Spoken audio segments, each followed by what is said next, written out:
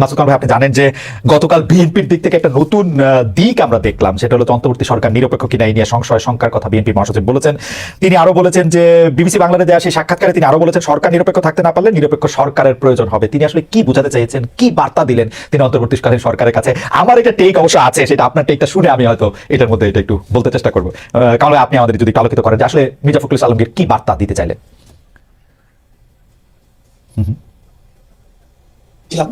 পরে সকালে আমি এটা ডিটেল আমি পড়েছি। আমার কাছে কিন্তু ওনার কথাকে অযৌক্তিক মনে হয় নাই। উনি যেটা বলার চেষ্টা করেছেন যে যদি এই সরকার নির্বাচন পর্যন্ত নিরপেক্ষ থাকতে না পারে তাহলে নিরপেক্ষ সরকারের অধীনে ওনারা নির্বাচন চাইবেন এবং তখন নতুন সরকার গঠনের প্রশ্ন করবে। এগুলো আকার ইঙ্গিতে বলা হয়েছে জিনিসটা। আরেকটা জিনিস উনি বলেছেন এখানে যে কেন নিরপেক্ষ থাকতে পারবে না বলে মনে করেন, সেই কথাটা আমি ওনার অন্য একটা কথা পেয়েছি। সেটা কিন্তু বলেছেন যে এই সরকারের মধ্যে যারা আছেন, সরকারের যারা পার্টনার হিসেবে আছেন, তাদের কেউ কেউ তো রাজনৈতিক দল করার চেষ্টা করছেন এবং তারা রাজনীতি করবেন এবং নির্বাচনে অংশ নেবেন বলে নানা ধরনের কথাবার্তা ওনারা শুনেছেন অথবা দেখেছেন, দেখাও যাচ্ছে, অনেকেই দেখা যাচ্ছে তারা রাজনীতি করবেন, নির্বাচন করবেন, সেই ধরনের প্রস্তুতি এলাকাতেও দেখা যাচ্ছে। মানে ওনারা যে যে এলাকার বাসিন্দা সেই এলাকার মানুষ বলাবলি করছেন, সেখানে এই ধরনের একটা মানে আপনার বাস্তবতা বিরাজ করছে। তো যদি এই সরকার এরা দেশে নির্বাচন করে তাহলে তো সেই সরকারটাকে আমি নিরপেক্ষ বলতে পারি না। সরকারের ডেফিনেশনটা কি? ক্যাবিনেটে যারা আছে সবাই মিলেই তো সরকার। এখন এই ক্যাবিনেটের কেউ কেউ যদি নির্বাচনে অংশ নেন আগামীতে, তাহলে এই সরকারটাকে আপনি নিরপেক্ষ বলবেন কিভাবে? আমি তো বলতে পারবো না। তো সেক্ষেত্রে উনি বলছেন যে যারা এদের নিরপেক্ষতা হারাবেন, আর যদি এই সরকার নিরপেক্ষতা হারায় তাহলে তো এই সরকারের অধীনে নির্বাচন হতে পারে না। একদম পারফেক্ট কথা বলেছেন। না কারণ এই পর্যায়ে আমি একটু জানতে চাইতে পারি যে আমরা কি ডক্টর ইউনূসের সরকারকে সব রাজনৈতিক সরকারের মতোই বিবেচনা করতেছি? আমরা কি এইটা ভাইবা নিতেছি যে ডক্টর ইউনূস সরকারের প্রধান আছেন বলে এই মুহূর্তে তার ক্যাবিনেটে যে 2-3 জন তারা যদি নির্বাচন করেন তাহলে পুরো সরকার মিলে তাদেরকে সাহায্য সহযোগিতা করবে ওই রাজনৈতিক দলকে? আমরা কি ভারতে উদাহরণ এতদিন পর্যন্ত দেই নাই? আমরা কি একটু আস্থা ডক্টর ইউনূসের উপরে রাখতে পারবো না যে উনি সরকারে থাকলেও সরকারের মধ্যে থেকে ক্যাবিনেটের 2-3 জন গিয়া ইলেকশন করলে উনি পুরো ইলেকশন প্রভাবিত হতে দিবে, বা এই নির্বাচন কমিশন এই আস্থা আমাদের ডক্টর ইউনূসের উপর? মির্জা ফখরুল ইসলাম আলমগীর এই আস্থা রাখলেন? মির্জা ফখরুল ইসলাম আলমগীর মির্জা ফখরুল ইসলাম আলমগীর কথা বাদ দেন, আমি আমার কথা বলি। শুনেন, ডক্টর ইউনূসকে আপনি কিভাবে বিচার করেন? ডক্টর ইউনূসকে এই দেশের মানুষ 8 তারিখের আগে পর্যন্ত যেভাবে দেখেছেন আর আজকে যেভাবে দেখছেন, আপনি যেটা মধ্যে পেতে পারেন, আমি পাই না। 8 তারিখের আগে ডক্টর ইউনূস ছিল সারা দেশের মানুষের কাছে একটা আস্থার প্রতীক। উনি আমাদের অনেক কিছু করে দিবেন। আজকে কি তাই মনে করেন আপনি? বাংলাদেশের বাস্তবতা সেটা বলে না। কামাল ভাই, আমি আপনার কাছে একটু জানতে চাই, আপনি যে বললেন ডক্টর ইউনূসকে সারা দেশের আস্থার প্রতীক মনে করেছেন, বাংলাদেশের মানুষ কোনোদিন কাউকে আস্থার প্রতীক মনে করে? যখনই তাকে যেই কাজটা দিতে চায় তখনই তো আমরা তার সমালোচনা করতে থাকি। যেই মুহূর্তে আমরা যে জীবনে গাড়ি চালায় নাই সে ড্রাইভারের কইতে থাকি এমনি চালান অমনি চালান। আমি বলতে না, বাংলাদেশের মানুষ সবচেয়ে দ্রুত মানুষকে আস্থার প্রতীক মনে করে, সবচেয়ে দ্রুত। আর বাংলাদেশের মানুষ সবচেয়ে দ্রুত মানুষকে ওই জায়গা থেকে সরাই আনে। আমি একজন বলতে বলি আপনাকে, তাহলে বুঝবেন। একটা প্রবাদ আছে গ্রামে, বুঝছেন? সেই প্রবাদটা হলো সেই মানুষটা তত বেশি ভালো যে মানুষ সম্পর্কে আপনি যত কম জানেন। 8 তারিখের আগ পর্যন্ত রাষ্ট্রনায়ক হিসেবে, সরকার প্রধান হিসেবে ডক্টর ইউনূস কতটা ভালো কেউ জানতো না। এই জন্য উনি ছিলেন আস্থার প্রতীক। যে উনি সরকার প্রধানের দায়িত্ব নিলেন, যেই মাত্র উনি সরকার প্রধানের দায়িত্ব নিলেন, নিয়ে উনি একটা উপদেষ্টা পরিষদ গঠন করলেন। সেই উপদেষ্টা পরিষদ গঠন করার সঙ্গে সঙ্গে ওনার প্রতি অনেকের আস্থা কমতে থাকলো, তাদের মধ্যে আমিও একজন। আমি শুরু থেকে বলেছি এই উপদেষ্টা পরিষদ দিয়ে উনি এত বড় কাজ করতে পারবেন না। আমি বলেছি ভাই, আমি আমার অভিজ্ঞতা থেকে বলেছি এই উপদেষ্টা পরিষদ অনেককে আমি চিনি, যে জন্য আমি বলেছি পারবেন না। এবং এখন দেখেন উনি পারছেন, উনি খুব ভালো পারছেন। আপনি বাংলাদেশের যে কোনো লোককে জিজ্ঞাসা করে বলেন ভাই উনি কি খুব ভালো পারছেন, দেখেন আপনি উত্তরটা কি পারছেন না। কামাল ভাই, আপনার সাথে কথা বলা খুবই ফ্যাসিনেটিং, কিন্তু আপনি যে প্রথম থেকে আমি বলতেছেন, আমি আপনার প্রায় সব শো, আপনি যত জায়গায় আমন্ত্রিত হয়ে যান, আপনার নিজের কথা যে শোটা আছে সেটা আমি প্রায় সবগুলি শো দেখে একাধিকবার দেখে আপনি আসলেই শুরু থেকে এই কথা বলে আসতেছেন যে আসলে এটা পারবে না, এই উপদেষ্টা পরিষদ দিয়ে চলবে না। এজ ইফ বাংলাদেশে কোন মন্ত্রী পরিষদ দিয়ে জীবনে চলছিল, সব চোর বাটপার, এরা তো মন্ত্রিত্ব চালাইছে এই আগে সরকারে আমরা দেখছি, তাদেরকে আমরা পারছি, এটা আপনি কেমনে বলবো যে এরা পারছিল? আমি কি তাদেরকে বলছি তাদেরকে আমি ভালোবেসে বলেছি? না, বলেন। আমি কি বলেছিলেন? 5ই আগস্টে যে ঘটনাটা ঘটেছে এই দেশে, এটা এই দেশের জন্য একটা অভূতপূর্ব ঘটনা। যে দেশে একটা অভূতপূর্ব ঘটনা ঘটতে পারে সে দেশে একটা অভূতপূর্ব সরকার আসবে, এই প্রত্যাশা কেন করবো না? আমি করেছি। আমি বলি আপনাকে, আমি অগাস্টের প্রথম দিন পর্যন্ত আমি কিন্তু প্রত্যাশা আমি করতে পারিনি, সাহস পাই নাই যে শেখ হাসিনা থাকবে না। আমি সাহস পাই নাই, কিন্তু যেদিন ঘটে গেছে সেই দিন আমার কাছে মনে হচ্ছে আসলে ঘটে গেছে। তাহলে আমার প্রত্যাশার বাইরে একটা ঘটনা ঘটেছে। তখন তো আমি ভাবতে পারি যে যাদের কারণে, যাদের মাধ্যমে এত বড় একটা ঘটনা ঘটতে পারলো, তাদের অংশগ্রহণে, তাদের সাপোর্টে আমরা একটা অভূতপূর্ব সরকার পাবো। Right. এই প্রত্যাশা করবো না? অবশ্যই আমি করবেন। প্রত্যাশা করেছি। করবেন। আমি কিন্তু আগের সরকারের সঙ্গে তো তুলনাই করতে চাই না। অবশ্যই। তুলনা করলে আমাদের এখানে অনেক সৎ লোক আছে, এতে কোনো সন্দেহ নাই, সততা নিয়ে তুলনা করতেই পারবো না। কিন্তু আমার কথাটা হলো কি, যে এই সরকারের কাছে আমরা কি চেয়েছি? আমরা চেয়েছি আড়াইটা জিনিস, সিম্পল আড়াইটা জিনিস। আড়াইটা কি কি? এক নম্বর চেয়েছি তারা একটা অসাধারণ নির্বাচন দেবে, যে নির্বাচনে প্রত্যেকটা মানুষের ভোটাধিকার গণনা করা হবে। দুই নম্বর চেয়েছি এই নির্বাচনের আগে ওনারা কিছু সংস্কার কর্ম করবে, যে সংস্কার কাজগুলো আরেকজন ফ্যাসিবাদ তৈরি হওয়ার থেকে আমাদেরকে রক্ষা করবে। আর অর্ধেক কাজটা কি? অর্ধেক কাজটা হলো যতদিন এই কাজগুলো ওনারা করবেন ততদিন ওরা দেশটাকে চালাবেন। আর কিছু চাইনি কিন্তু রে ভাই। কিন্তু ওই অর্ধেক কাজ যেটা, ওটা শুরুর থেকেই এত ব্যর্থতার মধ্যে চলে আসলো যে বাদ বাকি গুলো সন্দেহের মধ্যে ঢুকে পড়লো। সংস্কার নামে তারা যা করলেন, এটা তো একটা লেজে গোবর অবস্থা হয়ে গেছে সংস্কারটা। আচ্ছা কামাল ভাই, আমি আপনার কাছে আসতেছি, শুধু একটা বিচার দিয়ে রাখি যে আমরা যে সবকিছু চাপাইতেছি যে হ্যাঁ একটা অভূতপূর্ব সরকার আমরা পাইছি, এদের কাছ থেকে আমাদের অনেক কিছু চাওয়ার ছিল, তা আমাদের এখানে কোনো রোল নাই। আমরা 150টা আন্দোলন করে 5 মাসের মধ্যে তাদেরকে ইয়া করে তুললাম। আমরা যে কোনো জায়গায় হয় আপনি সমালোচনা করেন, নাইলে আমি সমালোচনা করি, ওরা যাইব কই? কোন জায়গা থেকে তাদের সমালোচনা? এই কাজ করছো কেন, এটা করো নাই কেন, এটা করতে পারছো কেন? বিএনপি এতদিন পর্যন্ত কই আসছে? একটা মির্জা ফখরুল ইসলাম কিন্তু আমারও 1.5 মাস আগে ইন্টারভিউ দিছে, একটা বুক দিয়ে তো বাইক করতে পারলাম না যে কবে ইলেকশন চান। হঠাৎ করে এখন কি হলো? জুলাইতে চায় না, অগাস্টে চায়, ঠান্ডা নাই, বর্ষা নাই, আর হইলো কি এই সরকারই চায় না ইলেকশন করতে। এগুলি কি কথা? আমি বলবো নাকি আপনি 2 মিনিট একটু বললেন, আপনার একটু শোনা দরকার আছে। আমি যাইতেছি, বাকি আসতেছি আপনার কাছে জনাব মজুমদার, আমি আসবো একটু, জাস্ট একটু কামাল ভাইকে শুনে আসি। জি। মির্জা ফখরুল আগে কি বলছেন, এখন কি বলছেন, এটাকে আমি ডিফেন্ড করবো না, এটা ওনার পলিটিক্স। দেখেন বিএনপি কিন্তু উনি কিন্তু বিএনপির মুখপাত্র এই দেশে, তাই মুখপাত্র, কাজে উনি কিন্তু বিএনপির পলিটিক্যাল কথাই বলবেন। বিএনপি আসলে কি চায়? তারা ক্ষমতায় যেতে চায়, simple, clear and simple. BNP ক্ষমতায় যেতে চায় এবং তারা অনেকদিন ধরে ক্ষমতার বাইরে আছে। তারা ক্ষমতার মুখে বলে যে আমরা ক্ষমতার মাধ্যমে দেশকে একটা অসাধারণ দেশ দিব। কি দিবে আল্লাহ মালুম, আর ওনারা মালুম, আমি বলতে পারবো না, সেটা এক জিনিস। কিন্তু ওনাদের যেটা পলিটিক্স, উনি তো ওই কথাটাই বলবেন। ওনার কথা একটা, সমালোচনা যেটা আমরা করি, সমালোচনা আমরা কেন করি বলেন তো? আমি কি ইউনুস সাহেবকে নামাই যাওয়ার জন্য সমালোচনা করছি? নো, আমি চাচ্ছি যে ইউনুস সাহেব যেন ঠিক কাজটা করেন। ওকে। এবং এটা করার জন্য বারবার বারবার ওনাকে হ্যামারিং করতেছি, ভাই আপনি ঠিক কাজটা করেন, ঠিক কাজটা করেন। উনি কি ঠিক কাজটা করতে পারছেন? পারছেন না। উনি কি এই আমি নাকি বিপ্লব বলেন না গণঅভ্যুত্থান বলেন, জুলাই বিপ্লব বলি, জুলাই গণঅভ্যুত্থান, কিন্তু বাকি এখানে আছে, ওকেও আমি আপিল করতেছি। উনিও বলুন যে এই যে ওনার যে উপদেষ্টা পরিষদ উনি গঠন করেছেন, উনি তো জুলাই বিপ্লবের ফসল। ওনার এই উপদেষ্টা পরিষদ তারা কেউ কি এই জুলাই বিপ্লবের চেতনাকে ধারণ করে? কামাল ভাই আমি আপনার কাছে আসি, শুধু এটা বলে রাখি, জুলাই বিপ্লবের চেতনা ধারণ করতে এই উপদেষ্টাদের ডিফেন্ড করার জন্য আমি বলি যে তারা যে শেখ হাসিনার লোকে যোগ দেয় নাই, ছবি তুলে নাই, তাদের মাখনটা খায় নাই, সেটাই হলো জুলাই আগস্টের চেতনা। এর চেয়ে বেশি চেতনা তো দরকার ছিল না। আপনি আমার এই 4টা আর অর্থনীতি দেখান যারা শেখ হাসিনার মাখন কি খায় নাই। ওই আমি আসতেছি আপনার কাছে কামাল ভাই, আমি একটু জনাব বাকের মজুমদারের কাছে আসি, উনি অনেকক্ষণ ধরে ওয়েট করতেছেন। জনাব বাকের মজুমদার, এই প্রসঙ্গে আপনার একটু আমি জানতে চাইবো যে বিএনপি মহাসচিবের বিবিসি বাংলায় দেওয়া সাক্ষাৎকার আমি কালকে যখন দেওয়া হয়েছে তখনই আমি সঙ্গে সঙ্গে পড়ছি, কিন্তু আজকে যখন আমি জনাব নাহিদ ইসলাম উপদেষ্টাদের একজন এবং সমন্বয়কদের আরেকজন আপনাদের জনাব হাসনাদের প্রতিক্রিয়া পড়লাম, তখন আমার কাছে মনে হয়েছে বিএনপি ঠিকই বলছে। কারণ জনাব নাহিদ ইসলাম দেখেন কি সব কথা কইতেছে যে নিরপেক্ষ সরকারের দাবি মূলত আরেকটা 1-11 সরকার গঠনের বহন করে। 1-11 সরকারের ওয়ার্স্ট ভিকটিম হচ্ছে বিএনপি কেন একটা 1-11 সরকার করতে চাইবে? ওইটার মধ্যে এইটা আছে, বিএনপি আওয়ামী লীগের সাথে একটা আঘাত করতে চায়। বিএনপির নেতৃত্ব সম্পর্কে আওয়ামী লীগের এই পালিয়ে যাওয়া প্রধানমন্ত্রী যেসব কথাবার্তা বলছে, এটা পাগলেও বিশ্বাস করবে বিএনপি আওয়ামী লীগের সাথে একমত হতে চায়। এইটা কি এরকম আপনারও মনে হয় কিনা জনাব মজুমদার, যে আপনারা বেশি দিন আর কিছুদিন সরকারে থাকতে চান, সরকারে থাকার মজাটা আপনারা পাইছেন? এইটা আপনাদের মনে হয় কিনা জনাব মজুমদার? ধন্যবাদ খালেদ ভাই আপনাকে। কিন্তু আমি নাহিদ ভাই যে বক্তব্য দিয়েছে, যে স্ট্রেস দিয়েছে, এবং আমি সেটি ভালোভাবে পড়েছি। তো নাহিদ ভাই মূলত যে মেসেজটি দেওয়ার চেষ্টা করেছে, আমার কাছে মনে হয় যে আপনি বা এখানে ভুলভাবে অনেকটা ব্যাখ্যা হয়েছে। যেমন নিরপেক্ষ সরকারের কথাটা আসছে, বা এখানে উনি কিন্তু যে ব্যাকগ্রাউন্ডটা টানছে, সেই ব্যাকগ্রাউন্ডটা আমার মনে হয় একটু উল্লেখ করা উচিত ছিল। 5ই আগস্টে কি হয়েছে এটা দিয়ে কিন্তু নাহিদ ভাই তার স্ট্রেসটা শুরু করেছিল। তো এখানে মূলত 5ই আগস্ট বা তার পরবর্তী সময়ে এখানে আমাদের সাথে একদম 8ই আগস্ট পর্যন্ত কি হয়েছে তার একটা কিন্তু হিন্টস কিন্তু নাহিদ ভাই দিয়েছে সেখানে। তো এখানে 5ই আগস্টে যেমন নাহিদ ভাই গল্পটা বলেছে, আপনার জুলাইয়ের অনেক গল্প আছে যেগুলো আসলে আমরা জাতীয় ঐক্যের স্বার্থে বা এখানে জাতীয় ঐক্যের কথা বারবার সেখানে উল্লেখ করেছিল, আপনি হয়তো পড়ছেন। জাতীয় ঐক্যের স্বার্থে অনেক কথা কিন্তু এখনো বলি নাই, বা এখানে রাজনৈতিক বিভাজনের যে রাজনীতি সেটা কিন্তু আমরা চাই নাই। তো সবকিছু মিলে কিন্তু আমরা জাতীয় ঐক্যের স্বার্থে আমরা অনেক কিছু মুখ চেপেছিলাম, মুখ বুঝেছিলাম। কিন্তু যখন আসলে এরকম মন্তব্য করেন বিএনপির একজন মুখপাত্র হিসেবে মির্জা ফখরুল ইসলাম আলমগীর, তখন আসলে এটা আমাদের জন্য আসলে এভাবে মুখ চেপে থাকা একটু কষ্টসাধ্য। নাহিদ ভাই মূলত এখানে আগস্টের মেসেজটা দেওয়ার চেষ্টা করেছেন, এবং একই সাথে ছাত্ররা কিন্তু এখানে নিজে গিয়ে কিন্তু এই সরকারে গিয়ে বসে যায়নি। এখানে ছাত্রদের মধ্যে যারা আন্দোলনকারী ছিল, আন্দোলনকারীদের পক্ষ থেকে চাচ্ছিল যে ছাত্র প্রতিনিধি সরকারের থাকা উচিত, এবং ছাত্রদের মতামতের ভিত্তিতে কিন্তু আমাদের প্রথমে 2জন উপদেষ্টা, পরবর্তী তারা একজন ছাত্র উপদেষ্টা হচ্ছে যে গভর্নমেন্টে গিয়েছেন। তো আমি যে জিনিসটা আরো স্ট্রংলি বলতে চাচ্ছি সেটা হচ্ছে যে এই জুলাই অভ্যুত্থানে যখন আমরা আন্দোলন শুরু করেছিলাম, আপনার প্রথমে কোটা বৈষম্য নিরসন আন্দোলন শুরু করেছিলাম, সেখানে বিভিন্ন রাজনৈতিক অংশীজনের বিভিন্ন ধরনের মতামত ছিল। অনেকে আমাদেরকে আমরা ভারত এন্টি ইন্ডিয়ান যে মুভমেন্টটা চলছিল সেটাকে ধামাচাপা দেওয়ার জন্য আমরা সরকারের সাথে আঘাত করে মুভমেন্ট করেছি এরকম মন্তব্য করেছেন। ইন্টারনালি আমাদেরকে অনেক বিরোধী শক্তির অনেক অংশ কিন্তু আমাদের সেই সময় সেই বিশ্বাসটা আমরা কিন্তু পাইনি।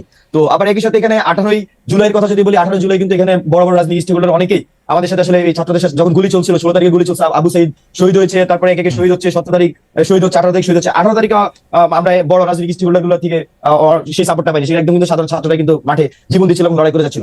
আমি আপনাকে আরো স্পষ্ট উল্লেখ করতে চাই, 24 জুলাই আমার স্পষ্ট মনে আছে, তখনও এখানে রাজনৈতিক একটা বৃহত্তর রাজনৈতিক দলের হাইকমান্ড থেকে আমাদেরকে তথ্য জানা যে না বাবারা তোমরা মাঠে লড়াই করে যাও, আমাদের এখনো সাংগঠনিক সিদ্ধান্ত হয়নি। তো এই যখন পরিস্থিতি হয় এবং আমরা আমি, নাহিদ ভাই, আসিফ মাহমুদ, আমরা মনে হয় 26 জুলাই আমাদেরকে ডিবি হেফাজতে তুলে নিয়ে যাওয়া হয়।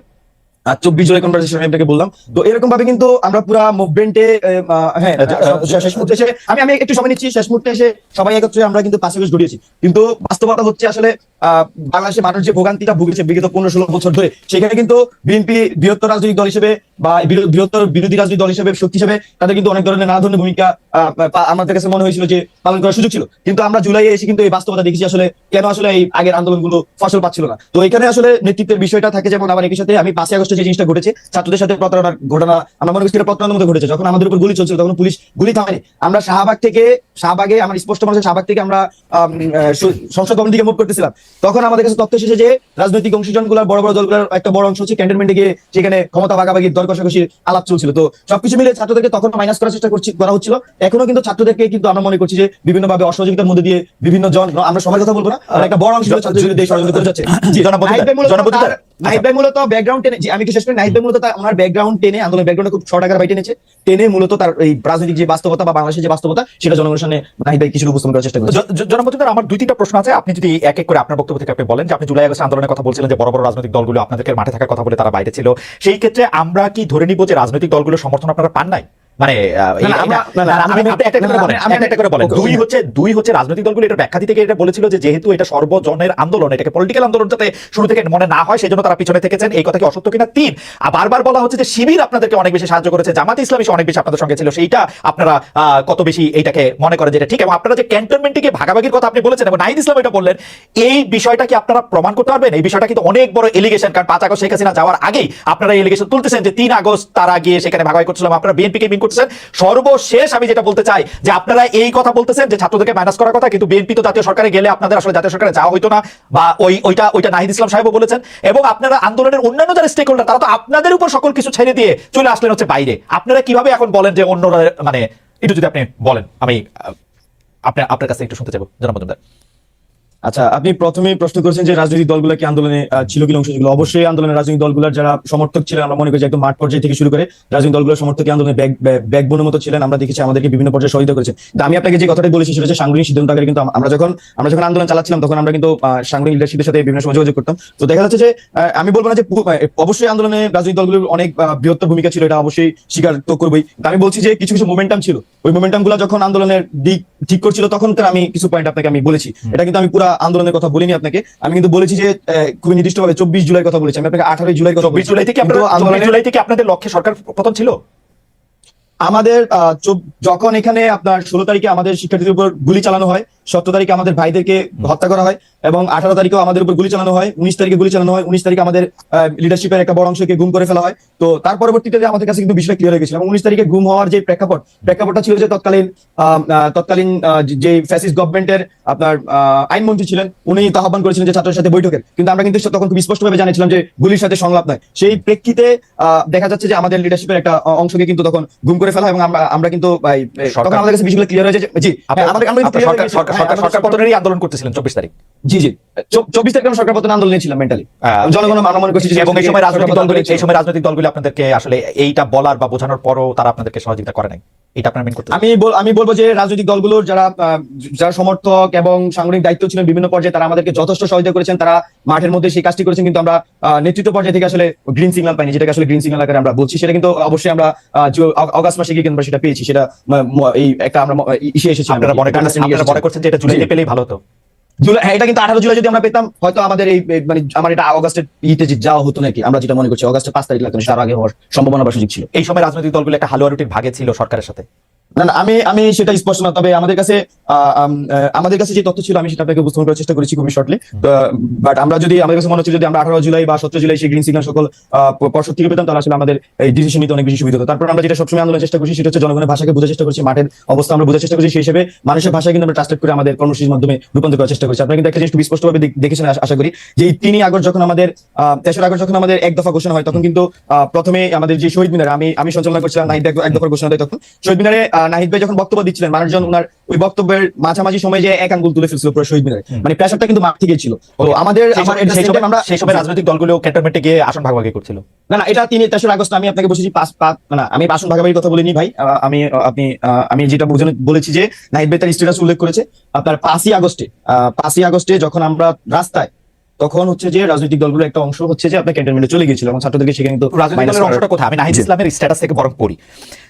ছাত্র জনতা যখন রাজপথে লড়াই করছে, পুলিশের গুলি অব্যাহত রয়েছে, তখন আমাদের আপোষকামী অনেক জাতীয় নেতৃবৃন্দ ক্যান্টনমেন্টে জনগণকে বাদ দিয়ে নতুন সরকার পরিকল্পনা ব্যস্ত ছিলেন।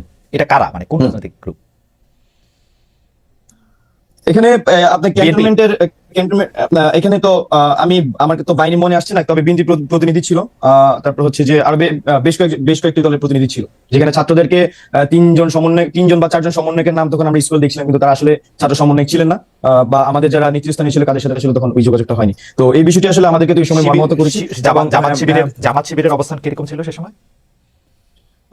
এখানে আন্দোলনের সময় আমাদের রাজনৈতিক ছাত্র সংগঠনগুলো হচ্ছে রাজনৈতিক যে ছাত্র সংগঠনগুলো, বিশেষ করে ছাত্রদল, ছাত্র শিবির বা বামপন্থী ছাত্র সংগঠনগুলো, তারা আমরা মনে করছি যে ব্যানগার্ডের মতো এই আন্দোলন ভূমিকা পালন করেছে, এবং আপনারা যারা আমাদেরকে সামনে দেখেছেন তারা আমরা নিউক্লিয়াসের মতো আন্দোলনের কাজ করার চেষ্টা করেছি।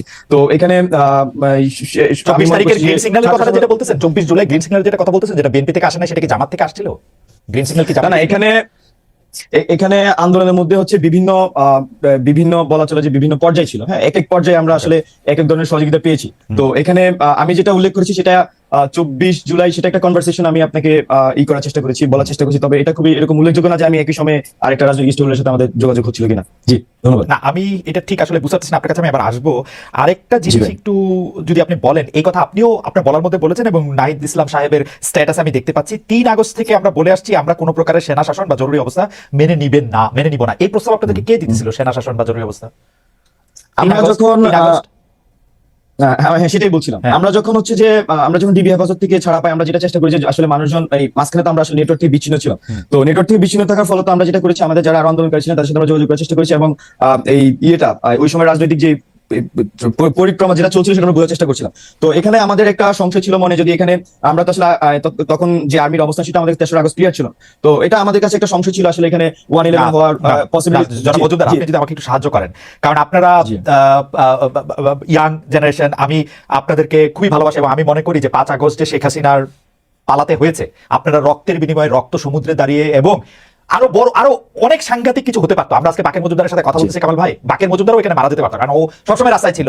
এই শ্রদ্ধা, এই ভালোবাসা আমার সবসময় থাকবে, শুধু আপনি না, আপনাদের সাথে আরো যারা ছিলেন, নাহিদ বলেন, মাহফুজ বলেন, আসিফ বলেন, সার্জিস বলেন, হাসনাত বলেন, সবাই।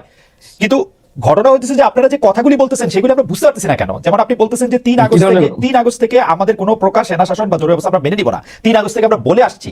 আমার কথাটা হচ্ছে যে 3 আগস্টে আপনাদেরকে কেউ, এটা ইতিহাসের জন্য যারা জরুরি, যে সেনা শাসন বা এইটার কোনো প্রস্তাব আপনাদের কাছে আসছিল? আপনি এটা কেন বলতেছেন?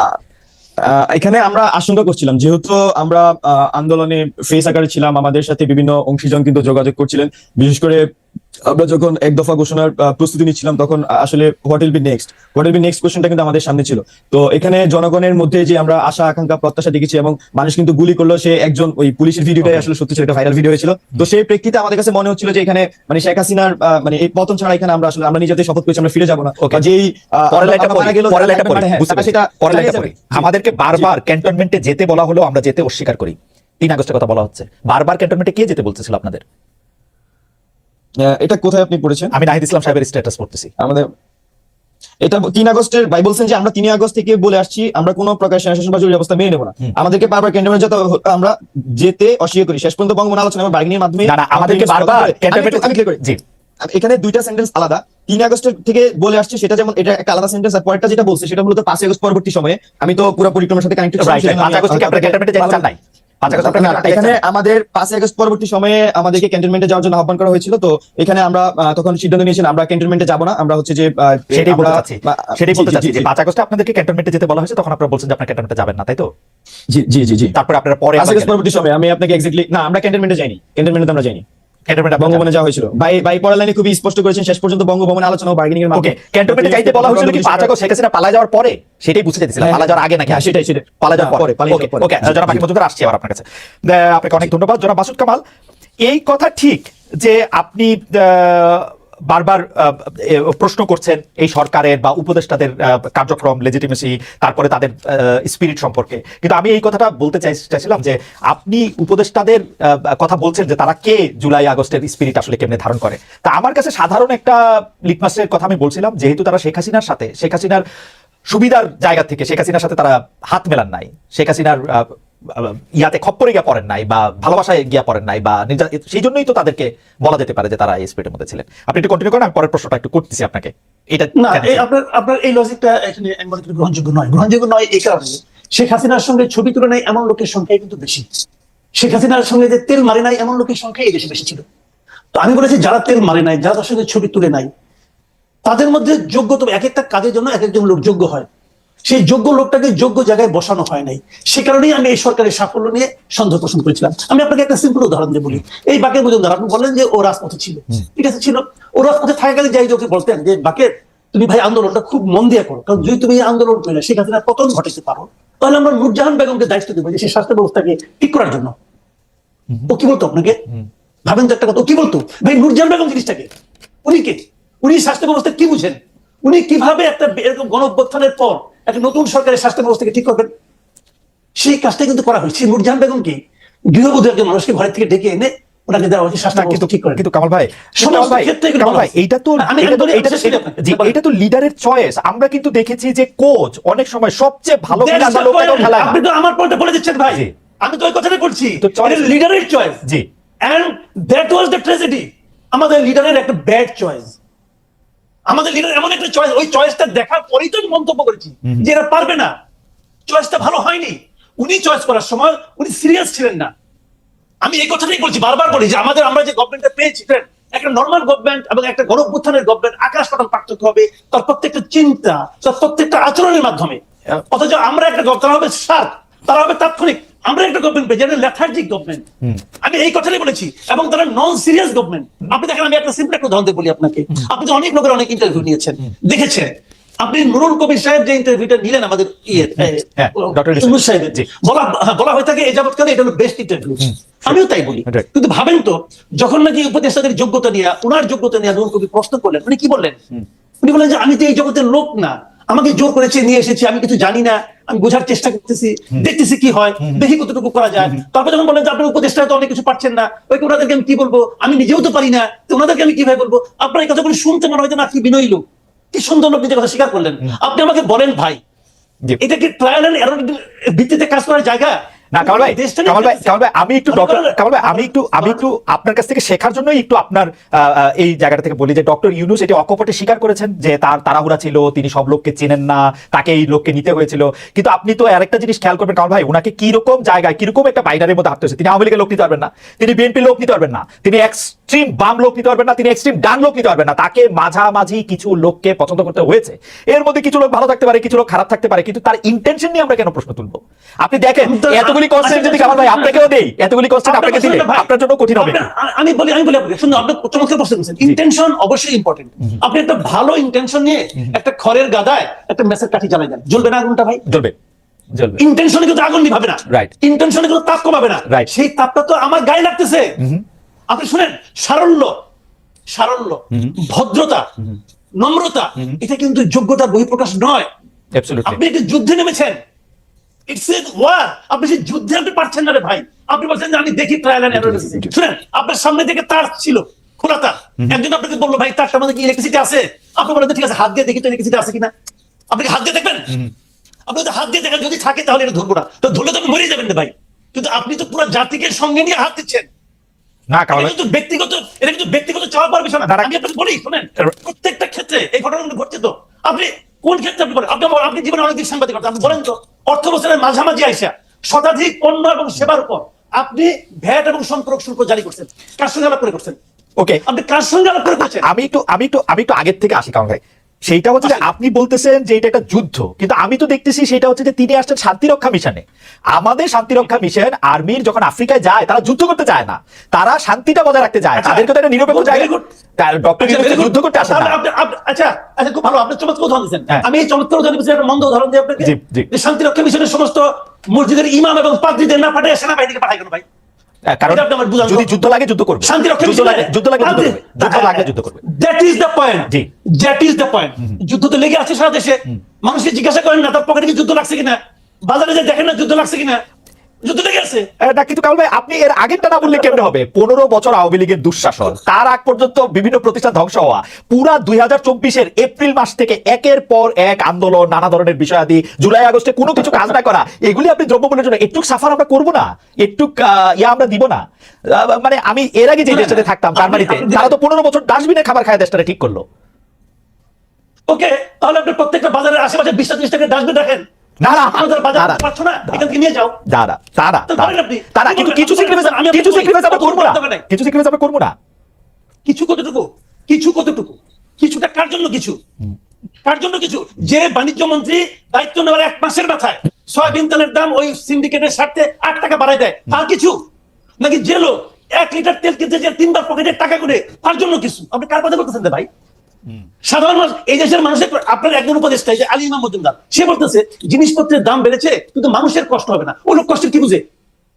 আপনি আমাকে বলেন ওই লোক সাধারণ মানুষের কষ্টের কি বুঝে? বেতন বাড়বে না, চাকরিচ্যুত হবেন আপনি, জিনিসপত্রের দাম বাড়বে কিন্তু আপনার কষ্ট হবে না। এটা কি ভাই জুয়ে আছেন ম্যাজিক নাকি? এটা কি ম্যাজিক? ওকে, আমি কামাল ভাই কামাল ভাই আমি আপনার বক্তব্যের সাথে দ্বিমত এই পর্যায়ে করছি না, কিন্তু প্রশ্নটা করে রাখি। না না, প্রশ্নটা আমি করে রাখি কারণ ভাই আমি বরং বাকের ফ্যান, আমি বরং আরেকটা প্রশ্ন করি। জি জি, আমি বাকের একটা কথায় আমার একটা মনে হলো এই প্রশ্নটা আমার করা দরকার। জি জি প্লিজ। খালি নাহিদের এই যে ইটা, নাহিদ ইসলাম যে আপনার যে স্ট্যাটাসটা দিয়েছেন, এই স্ট্যাটাসটা আপনি তো ওনাকে পড়ে শোনাইলেন। আমি যদি এই প্রশ্নটা করি, আপনি আমার কাছে বাকিকেও প্রশ্নটা করতে পারেন, বাকি নিজেও জবাব দিতে পারে। আমি যদি বলি যে নাহিদ ইসলাম যে অভিযোগটা করেছে যে এটার মাধ্যমে বিএনপি 111 কে ইনভাইট করতেছে, আমি যদি বলি এই স্ট্যাটাসের মাধ্যমে নাহিদ ইসলাম হিমসেলফ 111 কে ইনভাইট করতেছে, ওকে, আমি যদি এই কথাটা বলি, ওকে, এই কথা, কারণ এই স্ট্যাটাসের মাধ্যমে সে তো আর্মিকে একটা পার্টি বানিয়ে ফেলেছে। একজন উপদেষ্টার পদে থেকে উনি এটা করতে পারেন? এটা কোনো সেন্সেবল কাজটি করেছেন না। ওকে, আমরা কামাল ভাইয়ের প্রশ্নটার জন্য জনাব বাকের মজুমদারকে, এটা যদি বাকের মজুমদার কিছু বলেন তো আমরা এটা একটু আহ্বান জানাই। জনাব মজুমদার আমাকে 10টা সেকেন্ড একটু টাইম দিবেন। আমরা একটু দর্শকের কাছে জানতে পেরেছিলাম, মানে প্রশ্ন করেছিলাম যে সময় দিতে পারবেন না বলে জুলাই শহীদ স্মৃতি ফাউন্ডেশনের দায়িত্ব ছাড়লেন সমন্বয়ক সার্জিস আলম। এই সিদ্ধান্ত সঠিক বলে মনে করেন কিনা? শতকরা 74% দর্শক এই সিদ্ধান্তকে সঠিক বলে মনে করেন, সঠিক না মনে করেন শতকরা 26% দর্শক। 54,000 দর্শকের মধ্যে ভোট দিয়েছেন। জনাব বাকের মজুমদার আপনার কাছে একটু যাচ্ছি। জনাব মাসুদ কামাল ভাই একটি প্রশ্ন আপনার কাছে করেছেন যে এই ইনভাইটটা 111 এর মতো একটা সরকারের ইনভাইট আসলে জনাব নাহিদ ইসলামী দিচ্ছেন কিনা? জনাব মজুমদার, এখানে জনাব মাসুদ কামাল ভাই জি খুব সহজে নাহিদ ভাইকে একটা প্রশ্ন করে দিলেন, একটা এখানে কোশ্চেন রেখে গেলেন যে 111 এর সরকারের ইঙ্গিত কি নাহিদ ভাই নিজে দিচ্ছে কিনা বা নিজে ইনভাইট করছে কিনা। তো এখানে আমি পাল্টা জানতে চাই বা আমার যে পয়েন্টটা সেটা হচ্ছে যে এখানে নাহিদ ভাই কিন্তু খুব স্পষ্টভাবে তার ব্যাকগ্রাউন্ড উল্লেখ করেছে আসলে কোন অর্থে আসলে বিএনপি 111 কে ইনভাইট করছে, কিন্তু নাহিদ ভাই খুব ব্যাখ্যা করে দিয়েছেন কোন অর্থে কি হচ্ছে, সে উনি কিন্তু ব্যাকগ্রাউন্ড এনেছে, পরবর্তী ঘটনাক্রম বলেছে। তো আমি মাসুদ কামাল ভাইয়ের কাছে প্রশ্ন করছি উনি আসলে কোন প্রেক্ষাপট বা কোন ব্যাকগ্রাউন্ড থেকে আসলে নাহিদ ভাইকে এমন প্রশ্ন করতে চাচ্ছেন। ওকে, কামাল ভাই নিশ্চয়ই বলবেন।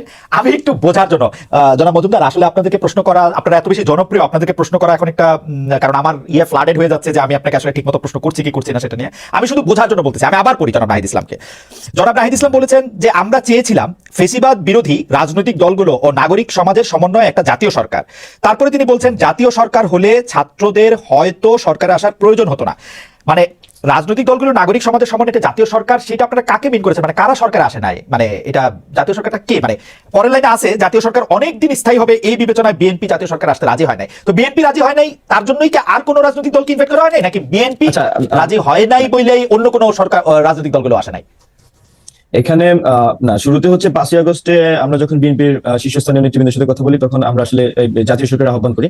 তো সেক্ষেত্রে ভাই যেটা বলেছেন সেটাই, জাতীয় সরকার বিএনপি জাতীয় সরকার অনেক স্থায়ী হবে সেই বিবেচনায় বিএনপি আসলে জাতীয় সরকারের সেই সময় আসতে চায়নি। তো বিএনপি যেহেতু এখানে ফ্যাসিবাদের বিরুদ্ধে রাজনৈতিক সংগ্রাম হিসেবে সবচেয়ে বড় রাজনৈতিক দল এবং বিরোধী দল হিসেবে তখন সবচেয়ে বড় বিরোধী দল ছিল ফ্যাসিস্ট আওয়ামী লীগের আমলে। তো সবকিছু মিলে আমরা তো অবশ্যই বিএনপি এখানে একটি অন্যতম গুরুত্বপূর্ণ স্টেক হোল্ডার আমরা বিএনপিকে মনে করি। তো এই সিদ্ধান্তের কারণে, বিএনপির সিদ্ধান্তের কারণে আসলে আমরা এই জাতীয় সরকার গঠনের প্রক্রিয়ায় যেতে পারিনি। আমার কাছে মনে হয় যে আর আপনি যেটা বলেছেন যে অন্যদের এখানে বিএনপি যদি না আসে, আসলে জাতীয় সরকারের লেজিটিমেসি নিয়ে আমাদের নিজেদের মধ্যে প্রশ্ন ছিল যে আসলে সবাইকে মিলে যে রাজনৈতিক ঐক্যমতের কথা আমরা বলছি, সেটা যখন বিএনপি এখানে জাতীয় সরকার রাজি হচ্ছে না, সেক্ষেত্রে আসলে আমাদেরকে স্ট্র্যাটেজিক পরবর্তী সিদ্ধান্ত নিতে হয়েছে। আর আরেকটি বিষয় যেটি এখানে ভাই উল্লেখ করেছেন যে নাহিদ ইসলাম উল্লেখ করেছেন, জাতীয় সরকার হলে ছাত্রদের হয়তো সরকার আসার প্রয়োজন হতো না। মানে এটা দ্বারা আমার কাছে মনে হচ্ছে যে এটা খুবই উইলিং আমাদের থেকে প্রপোজাল, যে আসলে আমরা নিজে থেকে যে গভর্নমেন্টে যাওয়ার যে অভিপ্রায় বা আমরা গভর্নমেন্টে যেতে চেয়েছি, বিষয়টা এরকম না। মূলত বিষয়টা ছিল মাঠ থেকে, যেমন আমরা এই মাঠের কর্মসূচিগুলো সবসময় মাঠ থেকে চাপ ছিল, আমরা কর্মসূচিগুলো জনগণের ভাষাগুলো ট্রান্সলেট করার চেষ্টা করেছি, রূপান্তর করার চেষ্টা করেছি। ঠিক একইভাবে 5ই আগস্ট আমাদের উপর এরকম একটা চাপ ছিল যে যাতে গভর্নমেন্টে ছাত্রদের প্রতিনিধিত্ব থাকে। তো সবকিছু এই চাপ কি এখনো আছে জনাব মজুমদার? এই চাপ কি এখনো আছে? মানে এখন আছে বলতে আপনি কোন অর্থ মানে এখনো সরকারে থেকে যাওয়ার চাপ আছে? জনাব নাহিদ ইসলাম, আসিফ মাহমুদরা যাতে সরকারেই থাকেন, মাহফুজ সাহেব যাতে সরকারেই থাকেন, এই চাপ কি এখনো আছে কিনা? সরকারেই থাকেন বলতে বিষয়টা আসলে ক্লিয়ার না। এখানে অন্তর্বর্তীকালীন সরকারে যেহেতু ওনারা উপদেষ্টা হিসেবে দায়িত্ব গ্রহণ এই চাপটা আছে কিনা এখনো? অবশ্যই দায়িত্ব যে এইসব মূলত আমাদের যে মূল দায়িত্বটা কি, আমি মনে করছি আমাদের এক দফা যে দুটি অঙ্গীকার করা হয়, একটি হচ্ছে যে ফ্যাসিলিটি সিস্টেমের সম্পূর্ণ বিলোপ এবং দ্বিতীয়টি ছিল আমাদের নতুন রাজনৈতিক বন্দোবস্ত। আমি খুবই সরকার যেটি বলি, হ্যাঁ। তো এই দুইটি বাস্তবায়নের প্রেক্ষিতে কিন্তু এই ছাত্রদের এক দফা ঘোষণা এবং পরবর্তী তাদের কার্যক্রম, এখন ছাত্রদের প্রতিনিধি হিসেবে যেহেতু 3জন ছাত্র উপদেষ্টা গভর্নমেন্টে আছেন, আমরা মনে করছি যে গভর্নমেন্ট থেকে তারা মূলত এই গণ অভ্যুত্থানে বা আমাদের যে এক দফা ছিল, এই এক দফা বা আমাদের যে জুলাই অভ্যুত্থানে তারা এই দুটি অঙ্কে আসলে বাস্তবায়ন করবেন, মানে সর্বশেষ করলে আমরা মনে করছি। জনাব মজুমদার, আমি যে প্রশ্নটা করতে চাইছিলাম সেই প্রশ্নটা হচ্ছে এরকম যে আপনারা তো আসলে জাতীয় সরকার হইলে সব রাজনৈতিক দল এবং মতাদর্শের লোক আসলে ছাত্ররা সরকারে থাকতে চান নাই, যদি আমরা নাহিদ ইসলামের না বিষয়টা এরকম নাহিদ ভাই, আমার কাছে আমি যদি আবারও পড়ে শুনাই, জাতীয় সরকার হলে ছাত্রদের হয়তো সরকারে আসার প্রয়োজন হতো না, শব্দটা কিন্তু খুবই যে সেন্টেন্স, এখানে অনেক কিছু একসাথে আপনি কিন্তু মিন করতে পারেন। যে প্রয়োজন হতো না, ইট ডাজন্ট মিন যে এখন পারতো না, এটা প্রয়োজন হলে থাকতো। যদি মনে করতেছে ওই সময় হয়তো প্রয়োজন হতো না, মানে তার মানে হচ্ছে প্রয়োজন হলেও হতে পারতো, এখনকার অবস্থাটা কি? এখন কি হয়তো অবশ্যই আমরা মনে করছি এই গভর্নমেন্টে তো অবশ্যই এখানে লেজিটিমেসি আমরা মনে করছি যে একটা বড় লেজিটিমেসি দিচ্ছে হচ্ছে আমাদের ছাত্র উপদেষ্টারা। তো সেই ক্ষেত্রে আমরা গভর্নমেন্টের লেজিটিমেসি দিতেছে ছাত্র উপদেষ্টারা। না আমি বলছি একটা আমি মনে হয় ওয়ার্ডিং এ ভুল করতে পারি, বাট আমি বোঝানোর চেষ্টা করছি যে এই গভর্নমেন্টের অন্যতম লেজিটিমেসি হচ্ছে আমরা মনে করছি আমাদের ছাত্র উপদেষ্টা, যেহেতু ছাত্রই আন্দোলনের নেতৃত্ব দিয়েছে এবং তাদের প্রতিনিধিত্ব ছাত্রই চেয়েছে এবং সেই প্রতিনিধি হিসেবে। জনাব মজুমদার, আমি একটু যদি ধীরে বলেন, আমি আপনার এই বক্তব্যটা একটু লিখে নিতে চাই, যে আপনি একটু বলেন তো যে বর্তমান সরকারের অন্যতম লেজিটিমেসি দিচ্ছে আমাদের ছাত্র উপদেষ্টারা। Okay fine, fantastic. আমার প্রশ্ন হচ্ছে সরকারের অন্যতম লেজিটিমেসি দিচ্ছে ছাত্র উপদেষ্টারা। আমি এখন একটা প্রশ্ন আপনাকে করতে চাই যে এই জুলাই আগস্ট আন্দোলনে আপনারা যারা নেতৃত্ব দিয়েছেন, সেই আপনাদের উদ্যোগে বা আপনাদের নেতৃত্বে একটা রাজনৈতিক দল হতে যাচ্ছে, আমরা এরকম শুনতে পাচ্ছি, মানে এটা হবেও। এই দল ঘোষণার আগে যারা ছাত্র উপদেষ্টা তারা কি সেই দলে যোগ দিবেন? তার আগে কি নাহিদ আসিফ, জনাব আসিফ, জনাব মাহফুজ তারা সরকারি পদ ছাড়তে পারেন, নাকি সরকারি দলে থেকেই তারা এটা করবেন? আচ্ছা, আমি প্রথমে সেটা হচ্ছে হ্যাঁ আমি বলছি আমাদের এক দফার যে দুটি অঙ্গীকার আমি আবার উল্লেখ করছি, ফ্যাসিলিটি সিস্টেমের সম্পূর্ণ বিলোপ এবং নতুন রাজনৈতিক বন্দোবস্ত। মূলত এই দুটি অঙ্গীকারকে সামনে রেখে বৈষম্যবিরোধী ছাত্র আন্দোলন এই 5 আগস্ট পরবর্তী সময়ে তারা সারা দেশে কাজ করে যাচ্ছে।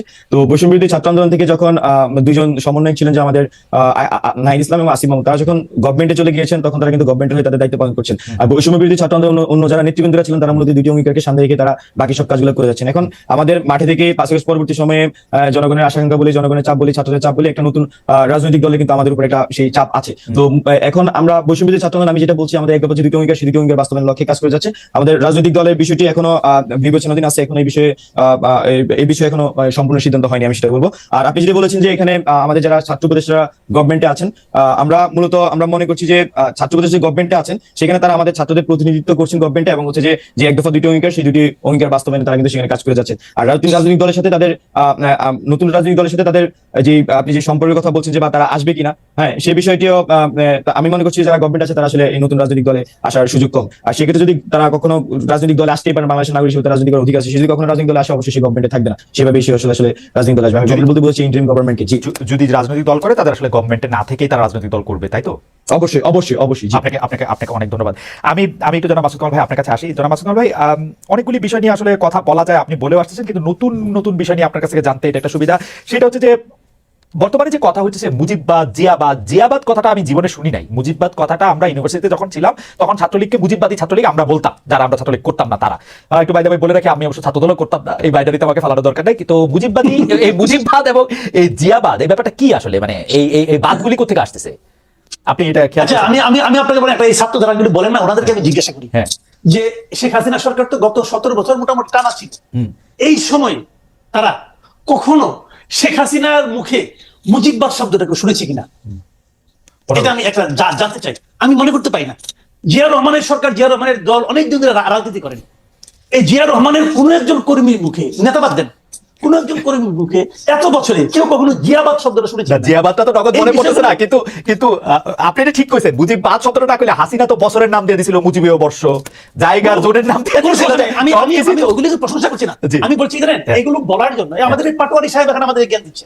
আজকে দেখলাম পাটোয়ারি সাহেব বলতেছে মুজিববাদ, জিয়াবাদ হবে না, অন্য বাদ। কি বাদ হবে ভাই? আপনার বাদটা কি? পাটোয়ারি বাদ? বাদটা কি রে ভাই? বুঝান না আপনি আমাকে জিনিসটা। বাদের কথাটা আসে কেন? বাদ তো বাদ, সব বাদই বাদ।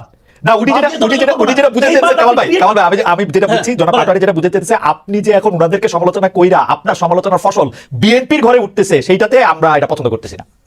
আপনি বিএনপিরও সমালোচনা করেন। ওনার ঘরে উঠলে পছন্দ করতেন? আমার ওকে ফাইন, কার ঘরে উঠবে আমি জানি না। তুমি কি চান যে আমি সমালোচনা করে ওনার ঘরে আমার ফসল খাইতে? হ্যাঁ, ওনার তো আমার আজগুলো কোন হয়। কারণ আপনি কোথা থেকে মুজিববাদ নিয়ে আসলেন, কোথা থেকে জিয়াবাদ নিয়ে আসলেন?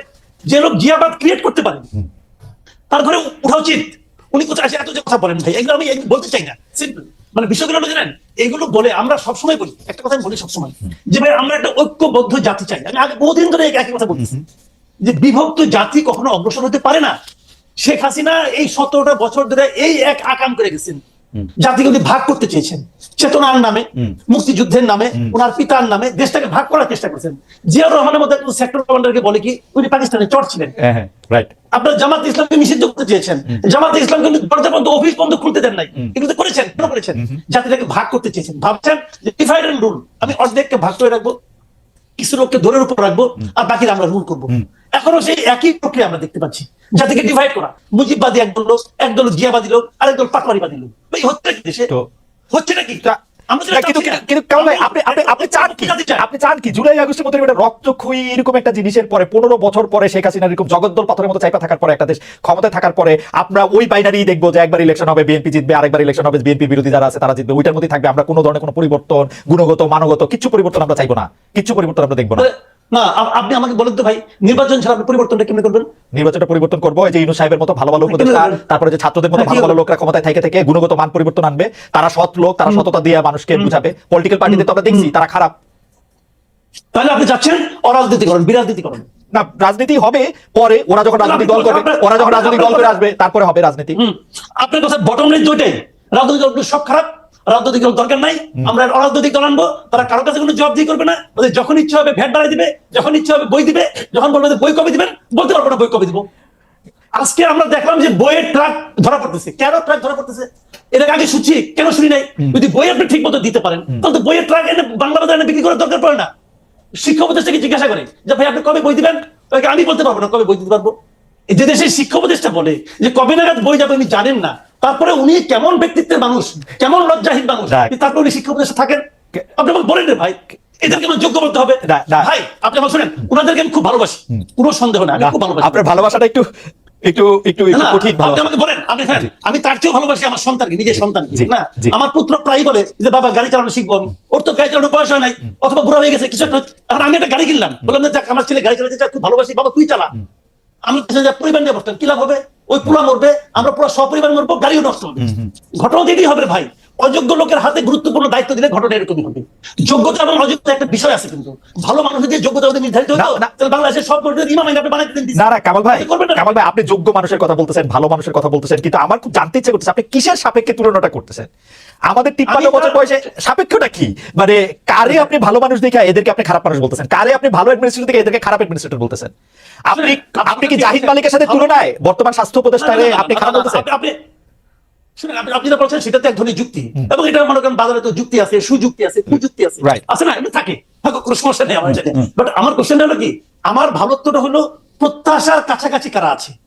আমি কারোর সঙ্গে কম্পেয়ার করছি না ভাই, আমি বাংলাদেশের সঙ্গে ওই আগে যখন সিঙ্গাপুরের সঙ্গে বাংলাদেশে কম্পেয়ার করে মানুষের মধ্যে এক ধরনের স্বপ্ন ঢোকানোর চেষ্টা হইতো, আমি সেই চেষ্টাও করছি। ওয়ালাইকুম প্রিয় দর্শক, দেশ কিংবা দেশের বাইরে যেখান থেকে বসে ভিডিওটি দেখলেন সবাইকে অনেক অনেক ধন্যবাদ এবং ভালোবাসা জানাচ্ছি। প্রিয় দর্শক, কথা বলেন ঠিকানায় খালেদ মহিউদ্দিন এবং খুবই গুরুত্বপূর্ণ আলোচনা করলেন।